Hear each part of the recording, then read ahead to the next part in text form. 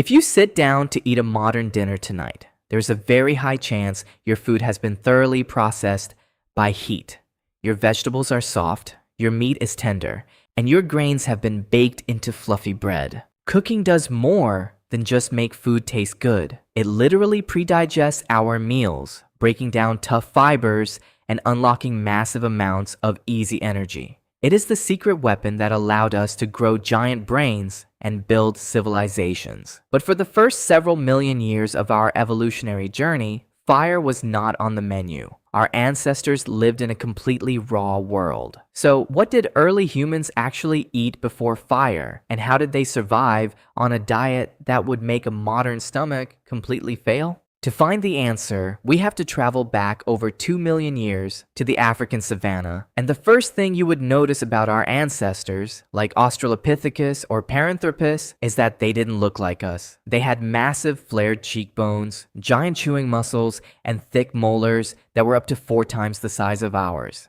They looked this way because before fire, dinner was a full-time job. Without cooking to soften things up, raw plants are incredibly tough, fibrous, and difficult to digest. Our ancestors spent an estimated 6 hours every single day just chewing. Their primary staples were wild grasses, seeds, leaves, and underground storage organs called tubers, essentially the evolutionary grandparents of potatoes. But these weren't soft, starchy, supermarket potatoes. Prehistoric tubers had the texture of a raw sweet potato, crossed with a wet leather boot, packed with woody fibers and bitter toxins. To extract any nutrition from them, early hominids had to grind them down relentlessly with their massive teeth. Because raw plants are so low in calories, our ancestors had to supplement their diets with high-density superfoods that didn't require fire. And their favorite go-to snack was insects. Insects are highly nutritious, incredibly abundant, and packed with essential fats and proteins. Early humans used simple sticks to dig into termite mounds or peel bark off rotting logs, feasting on grubs, beetles, and caterpillars. It might sound unappealing today,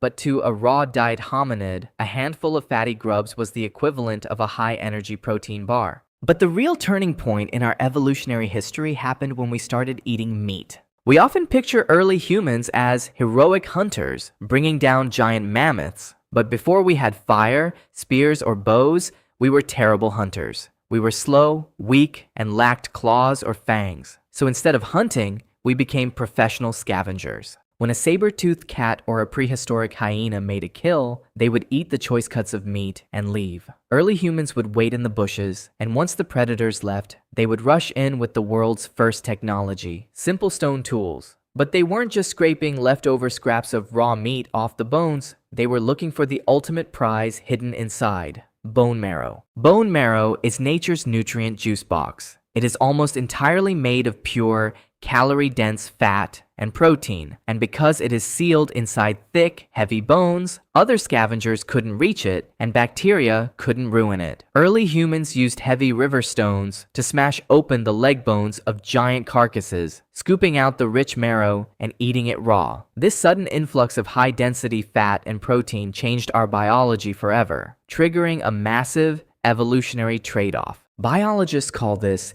the expensive tissue hypothesis. Inside your body, both your digestive tract and your brain require an enormous amount of energy to run. Before meat and marrow, early hominids had to maintain giant, complex stomachs to ferment and break down raw, fibrous plants. This meant they had large, round, chimpanzee-like bellies and very small brains. You can have a massive gut, or you can have a massive brain, but your metabolism cannot afford both.